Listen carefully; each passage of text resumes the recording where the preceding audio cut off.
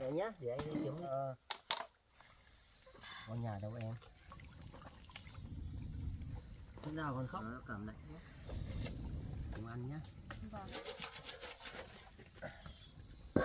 Chuyện của em thế nào mà được? Ông chủ là Em ăn cố ăn đi em. Nó ấm em. Đi thôi, chú làm gì đấy? Có một miếng đất Này có cháu này. cây đây rồi, chú chặt. Bình tĩnh em ơi, bình tĩnh đi em ơi. Nghỉ đi. Cái nhà em ở đâu để anh đưa về?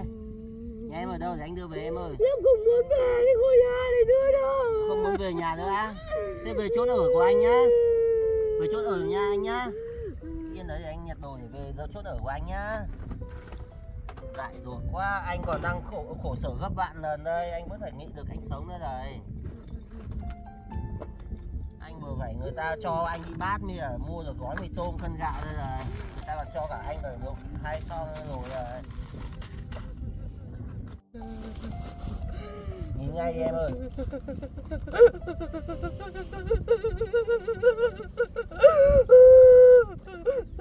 Thôi nghỉ ngay. Em ơi đi dép à để đi về chỗ ở của anh đi. Thôi. Đi, ra đi dép à. Đi về chỗ của anh, đi về chỗ của anh. Đi về chỗ của anh. Đi về chỗ ở của anh nhé. Thôi nghỉ ngay. Nghỉ ngay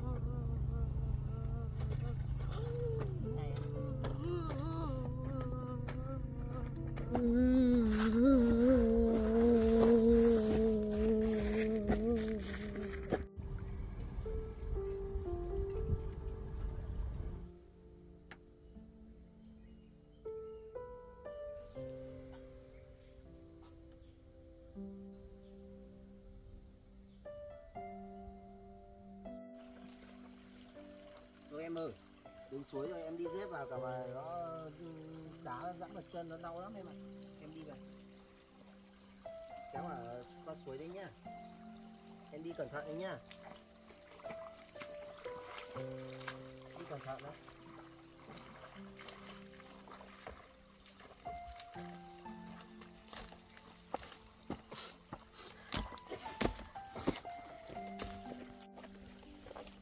Đi nhanh em ơi. Gà chỗ anh.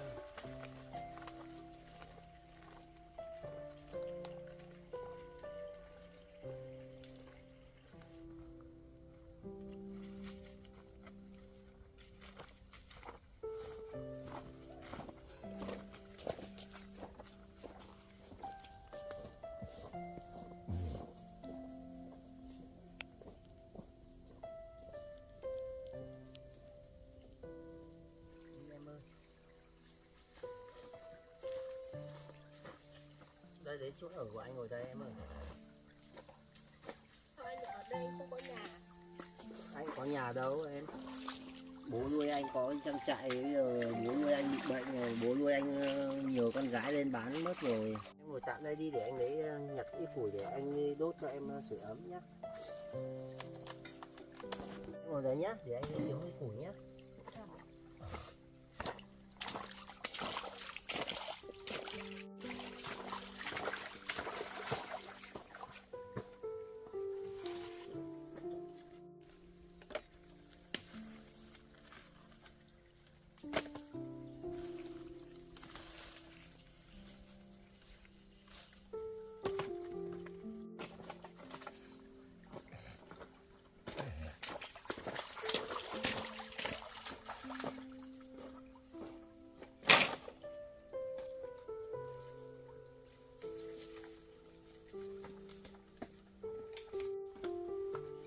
Nhà nhất Anh không em ơi. Anh lúc hoàn cảnh anh khổ lắm em ạ. Em chưa biết đâu, tí em mình có thời gian anh kể cho anh nghe.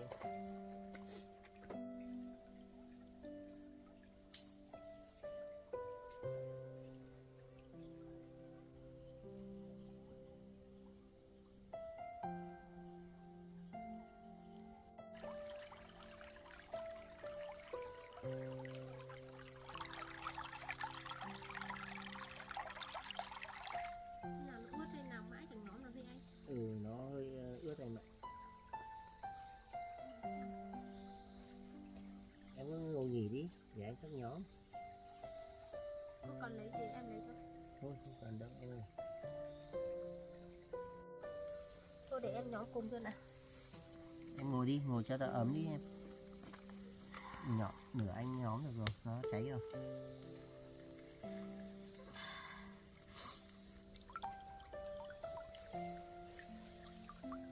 Thế quá à em. Em hơi tay cho nó ấm. Cái nhà anh đâu mà anh lại ở ven suối này. Anh cũng có nhà đâu em. Anh cũng ở tạm ở trên cành cây. Anh làm tạm nên kia ở. Ô, cái nhà cái kia thì anh ngủ xuống dưới anh ở làm gì được nổi. Anh làm tạm để anh ở. Anh cũng đã chưa kiếm được mảnh đất nào để anh khai hoang anh làm nhà ấy. Anh làm tạm mà. Đấy, em cũng ngồi sưởi ấm đi em nhé.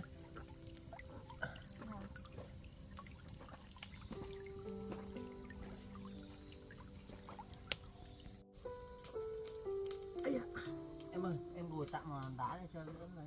Em cảm ơn anh.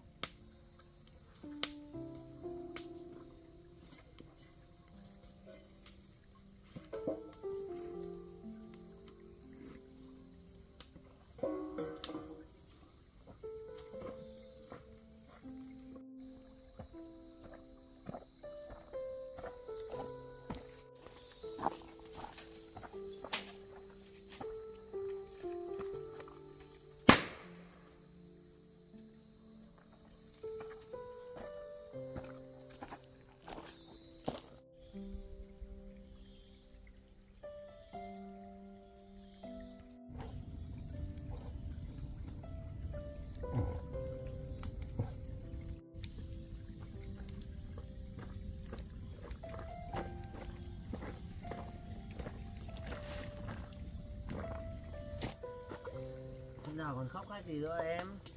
Khóc làm gì nữa? Có mang quần áo em đi thay đi, cả mà nó cảm lạnh, nó mà lạnh người nó cảm lạnh hết em. Đi thay quần áo đi.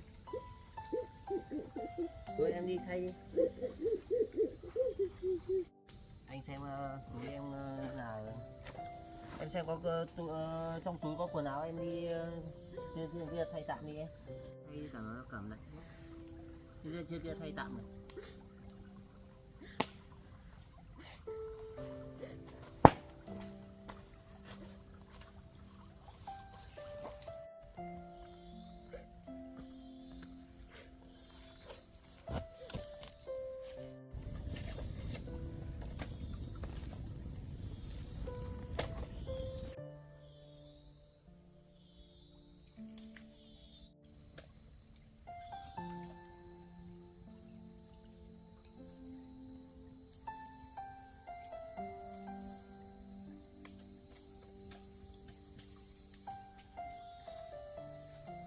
Đỡ lạnh đấy em. Đỡ hơn rồi anh ạ. Em ngồi đây cho ấm. Vâng. Em ngồi đây cho ấm. Thế bây giờ cũng trưa rồi ấy. Anh vừa đi mua được gói mì anh em mình nấu cùng ăn nhé. Vâng, em cảm ơn anh. Để anh đi rửa xong.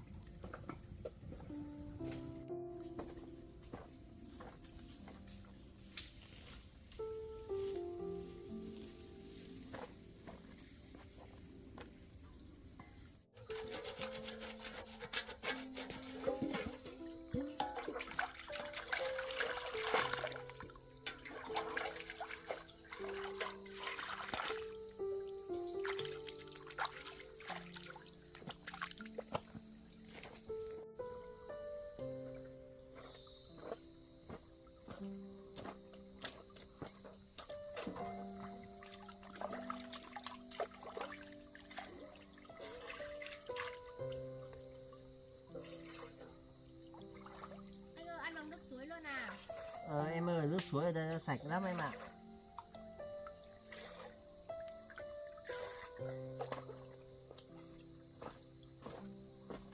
Thế nấu kiểu gì được?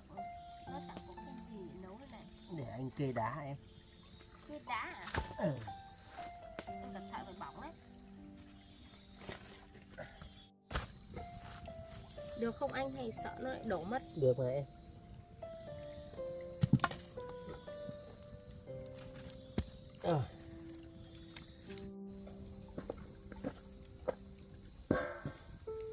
đổ không anh? Không, không sao đâu em.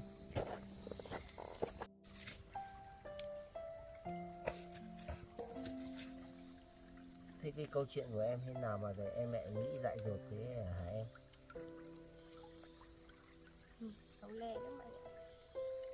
Có việc chuyện gì kể cho anh nghe này. Nhà em đi làm xa nên là ở luôn đấy với cả con ông chủ là về đánh đuổi em ra nhà. Thôi em ạ, cái hoàn cảnh của em cũng khổ, hoàn cảnh anh cực khổ hơn em ấy. Anh còn vợ cũng phản bội anh, cũng bỏ anh đi ni giai, về xong lại còn cướp con bố lại bố nuôi anh. Khi anh được bố nuôi nhận về nuôi thì một thời gian thì bố anh bị bệnh nặng, bố nuôi anh bị bệnh nặng, phải nhờ con gái lên bán trang trại. Thì đâm anh bây giờ cũng phải ra khỏi nhà, anh chả có nhà ở cửa ở đây, anh phải làm chỗ ở tạm đây em này. Anh biết của anh vẫn còn khổ hơn em. Cảnh anh khổ lắm em không biết thôi, thế mà anh vẫn phải nỗ lực để anh sống.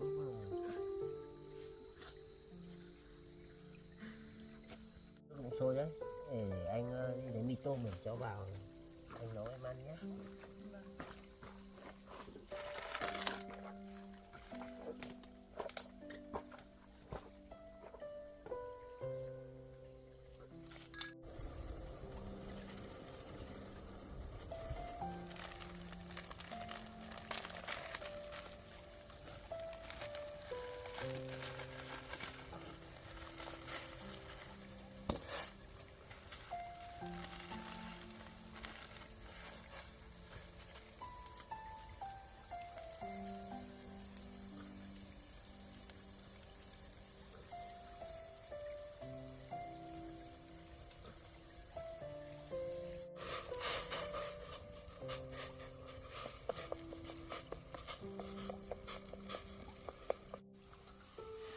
Chín rồi em ơi.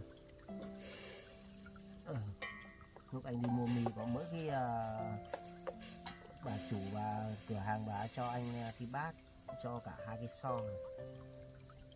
Đấy, lúc anh ra khỏi nhà có cái gì đâu em. Người ta phải thương quá, người ta cho 2 cái bát, có cái bát với là 2 cái son. Thôi em ăn tạm nhé. Chị 19 rồi em ăn tạm đi nhá. Anh cũng chả có gì để mời em nữa đâu. Thôi anh cứ ăn đi, xong rồi tí nữa em ăn sau anh. Thôi em ơi, em mệt vừa mệt Em- rồi. Em ăn chẳng đi. muốn ăn gì cả, em thôi anh Em ăn. cố ăn đi. Cố ăn lấy một ít đi nhá. Em ăn đi. Em cảm ơn anh. Ăn đi. Ăn còn lấy sức thì còn cố gắng phấn đấu em ạ. Hoàn cảnh dù khó khăn nào mình cố gắng để vượt. Em cảm ơn anh. Nhiều, em ăn. Em ăn cố ăn đi em. Cố ăn lấy sức để còn sống sót, để còn chúng mình vượt qua nhau nhé. Em cảm ơn anh nhé. Em mời anh nha. Em ăn trước đấy ạ. Ăn đi. Anh có mỗi bà chủ cho mỗi một cái bát ấy.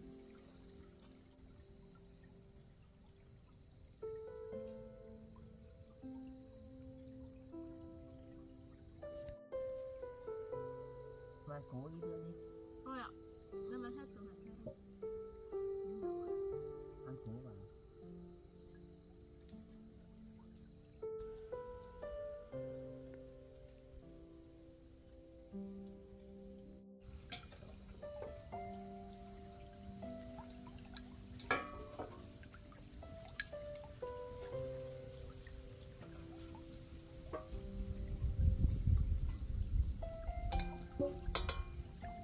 Em mời anh. Em ăn nữa đi. Thôi ạ. Anh ăn. Thì anh xin nhé.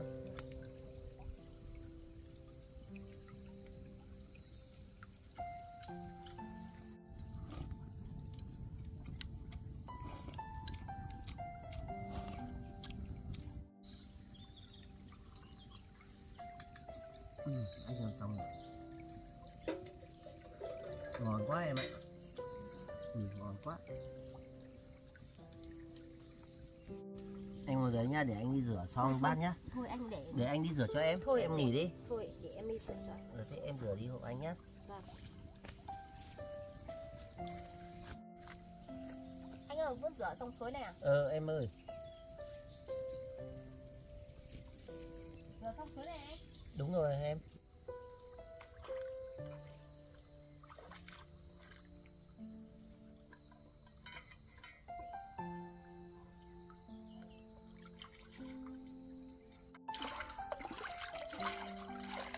Rửa này chắc không sạch được đâu anh ạ. Sạch đó, em cố gắng rửa sạch đi nhé.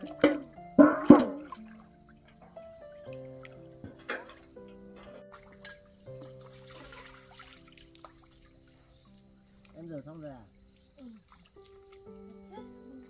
Bao giờ?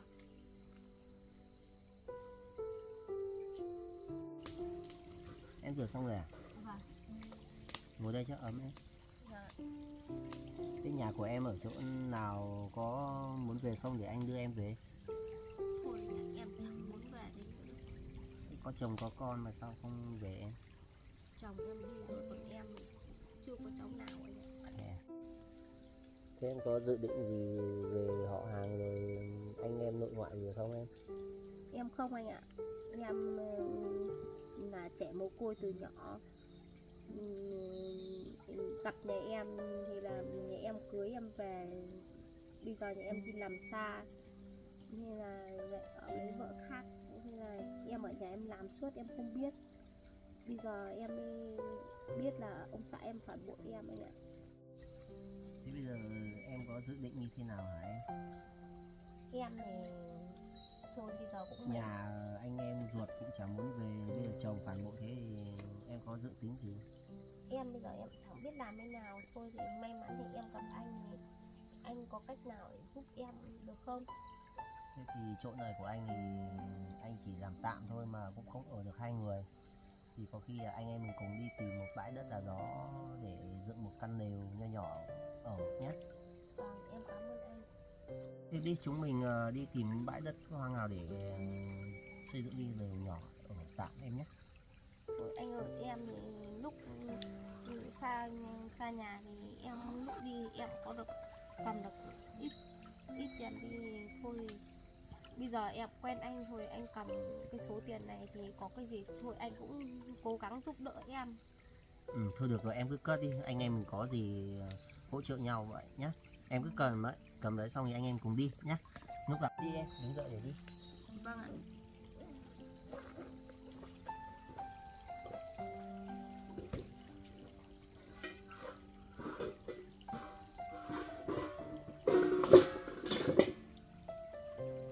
Đi em.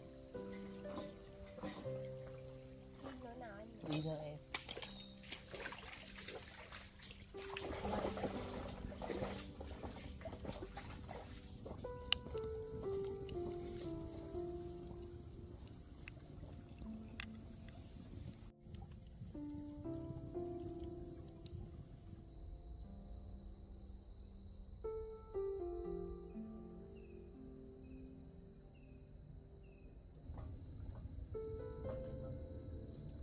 Đang mình đi tìm xem bãi nào nó thuận tiện.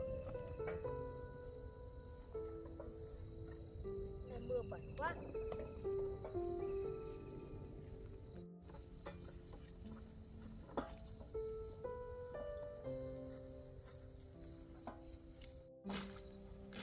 Chú ơi, chú làm gì đấy? Đang phát rừng. À thế ạ? Thế cháu đi đâu ạ? Cháu đang đi tìm mảnh đất để cho cháu dựng cái nhà nho nhỏ để ở chú ạ. Thế cháu nhà cửa đâu mà lại phải đi lên đây để hỏi. Với hoàn cảnh bọn cháu thì nói ra thì lâu mà khổ lắm chú ạ. Trước đây thì cháu được ông bố nuôi nhận nuôi, bây giờ con gái lại về bán ở trang trại, bố bị ốm nặng phải bán để lấy tiền chữa chạy cho bố ấy. Thế còn bạn này bạn cũng bị hoàn cảnh bị chồng đuổi ra khỏi nhà. Cháu đang muốn đất cát thì cũng chả có, hai cháu với bạn này chả có đất cát, nên là cháu đang bảo đi vào trong rừng để tìm mảnh đất để phá hoang để làm nhà ở. Thế chú có một miếng đất cũng vừa cuốc xong để chú trồng rau. Vâng. Thế các cháu không có lên rồi để dựng nhà ở tạm rồi để làm. Dạ Thì vâng. chú cho mượn. Thế tốt quá, Vâng. chú cho bọn cháu mượn nhá. Rồi. Vâng, may quá, cháu cảm ơn chú nhá, Đây. chú tốt thế. Rồi các cháu đi vào thăm để mà làm. Vâng ạ. Ui thế may quá. Cháu vất vả quá. Thôi gọi vậy là lên dựng mấy căn nhà cho nhỏ mà có con rồng ít rau. Vâng. Chào cảm ơn chú ạ. Lên đây gần đến nơi cháu ạ. Vâng. Gần đến nhà chú đây rồi. May quá chúng cháu lại gặp chú tốt bụng quá. Các cháu vất vả vào đến đây gọi vậy là các cháu làm mấy gan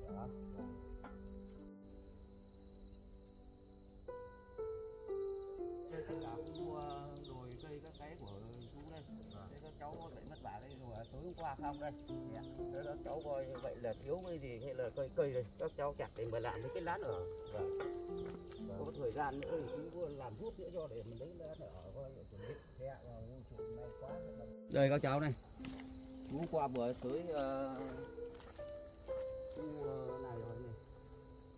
Thế các cháu vào đây rồi vậy là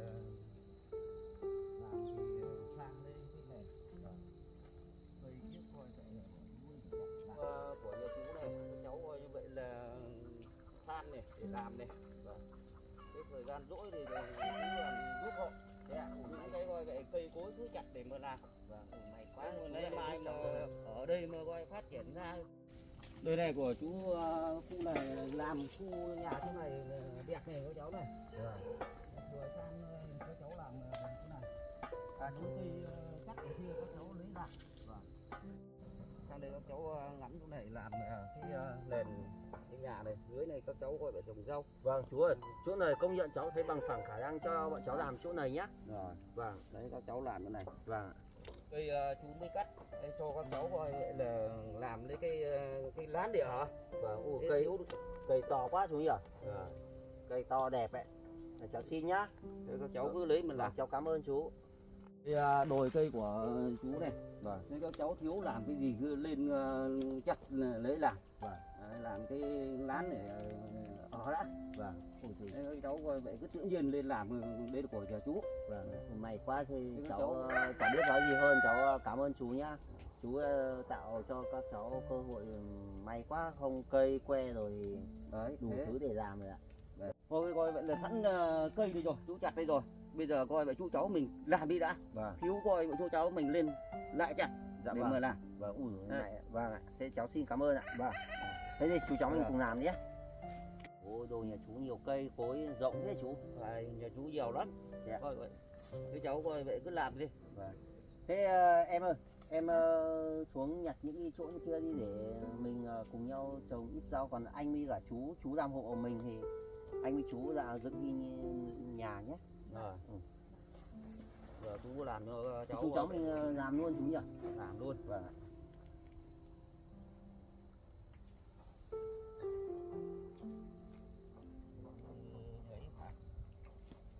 Vâng, làm thế nào chú bảo cháu?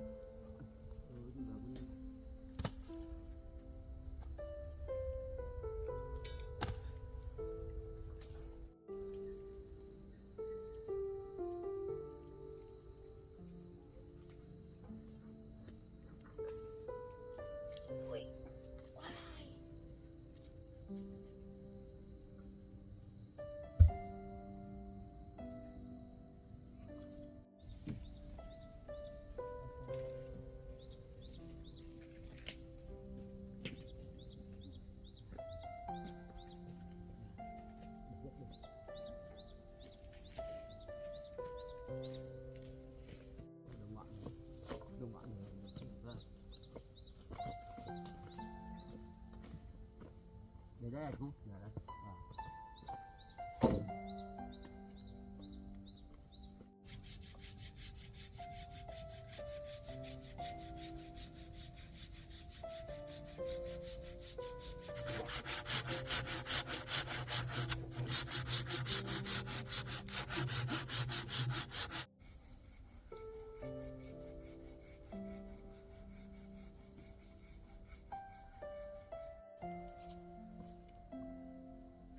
Chú ơi, Làm đây cháu này. Dạ. Chú đang đo đây. 3 mét với lại 5 mét. Dạ. Để mà làm chú làm cho. Vâng. Làm giúp Làm cháu giúp để cháu mà- nhá. cứ theo đá cái đấy đập. Nó gọi là về rồi tặng đắp tới đá.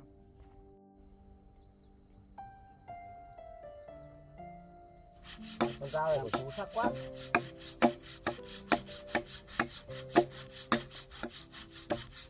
Để cắt lửa đi.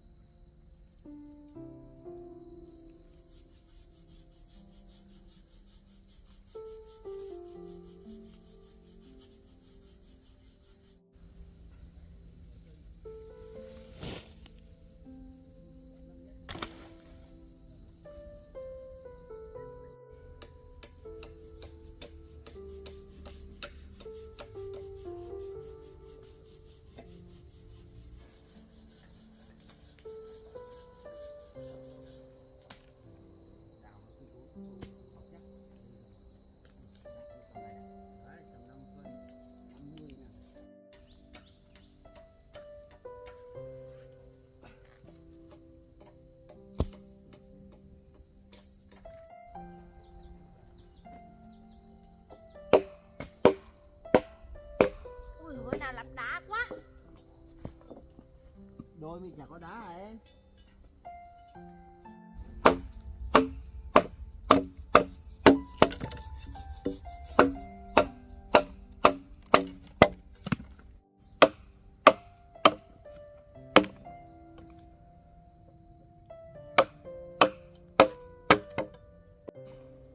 Em ơi, em lên đây giúp anh cái này cái. Vâng. Gì đây nhở? Đây, khênh của anh cái này. Khênh của anh cái này để anh làm ấy.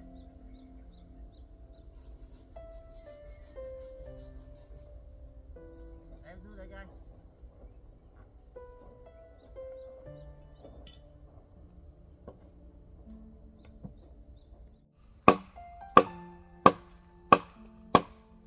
Chú chặt được những cây to quá.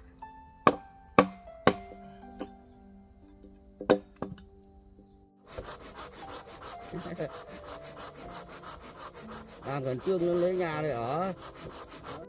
Thôi để cứ làm rút cho lại thần chưa là mưa gió lấy nhà để ở không được là đây.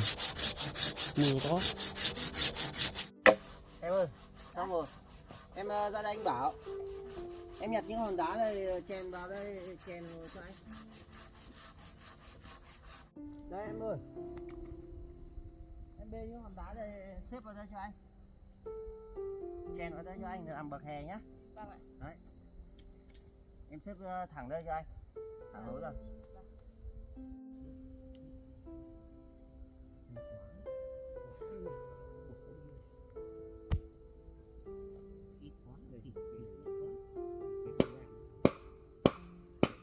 Làm có giang là rộng 3,5 mét. Chiều luôn mái ra. Đấy bây giờ đi.